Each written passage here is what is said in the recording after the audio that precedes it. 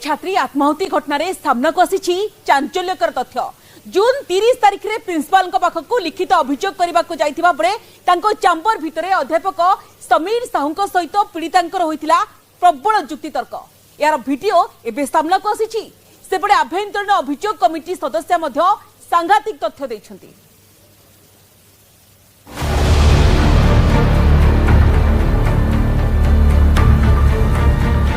जून 30 तारिख सकाळ प्राय 11:30 से दिन छात्री जनक आसीथिले प्रिंसिपाल को पाखरे विधिबद्ध भावे लिखित अभियोग करबाकू।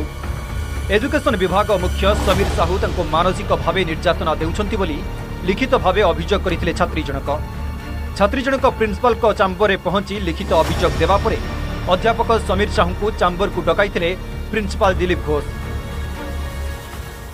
से चेयर रे प्रिंसिपाल बसिथिले एवं एठी जो एचओडी रही अभियुक्त समीर साहू से बसी ए चेयर टी बसी किए जाना पड़नी फ्रेम रे नहांती।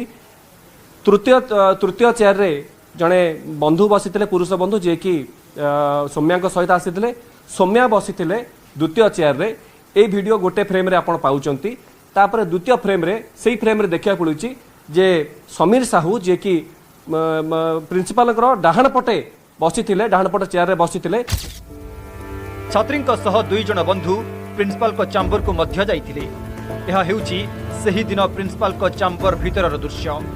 प्रिंसिपाल को चैम्बर रे समीर साहू एवं छात्री सह अन्य दुई युवक मध्य बसिछंती। छात्री लिखित अभियोग उपरे प्रिंसिपाल को चैम्बर जुक्तितर्क हेबा भली स्थिति देखा जाउछि।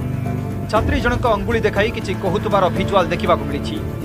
आलोचना बेले अध्यापक समीर साहू एक कथा कहिथिले जे आगु से एभली व्यवहार करिवे नाही। रिपोर्ट आम तदंतर जानिलु जे से सारंकर रिउड बिहेव एटा सत जे से पिला मान को माने भल व्यवहार करी हैंडल करंतिनी जो द्वारा कि पिला माने अफेक्टेड होचंदी। से जे पिला हमर आरपारी के चली गला से बहुत अफेक्टेड हेतिला।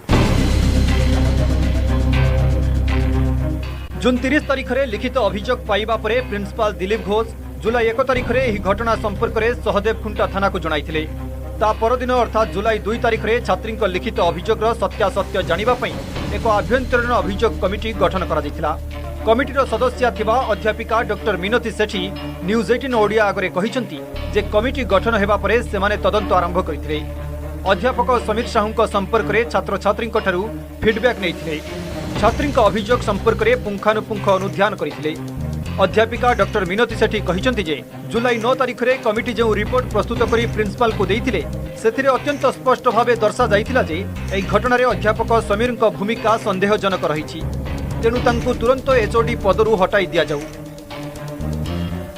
तेणु प्रिंसिपाल को रात में बहुत कहली सार झील पिला केस आ समाधान कर दिंतु जमती दी पार्टी को डाक समाधान करूँ गोटे भल वातावरण सृष्टि करूँ आ से सार को कहूँ तार बिहेवियर चेंज करूँ बिहेवियर आदौ भल नुह आ कथा सार को बार बार आम कही गोटे कागज भी लिखी तार हेडशिप इमिडिएट चेंज करूँ। आभ्यंतरीण अभियोग कमिटी सदस्य डॉक्टर मिनती सेठी कहिसंती जे छात्र छात्री प्रति समीर साहू व्यवहार ठीक नथिला। तांको विरोध में अनेक पिलांक भितरे अभियोग रहिथिला। जदि प्रिंसिपाल अध्यापक समीर साहू विरोध में तुरंत कार्यानुष्ठान नहीं थांते तेबे छात्री जनक आत्माहुति देई न थांते बोली से कहिसंती।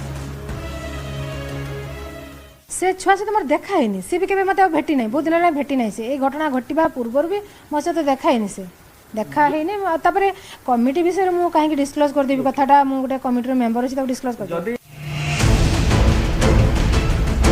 आभ्यंतरीण अभियोग कमिटी सदस्यांक मंतव्य परे यह स्पष्ट हो जाइछि जे कमिटी रिपोर्ट को चापी देइथिले प्रिंसिपाल आ अध्यापक समीर साहू को सुरक्षा देवाकू भरपूर प्रयास करथिले। समीर को एचओडी पदरू हटाइबाकू कमिटीर सुपारिश सत्वे प्रिंसिपाल नीरव रहिबारु एते बड़ अघटन घटिगला बोली कुहा जाई पारे। बालेश्वर कैमरामैन चेतन स्वाईं सह प्रसन्नजीत दास एवं नभेश महांती न्यूज 18 ओडिया।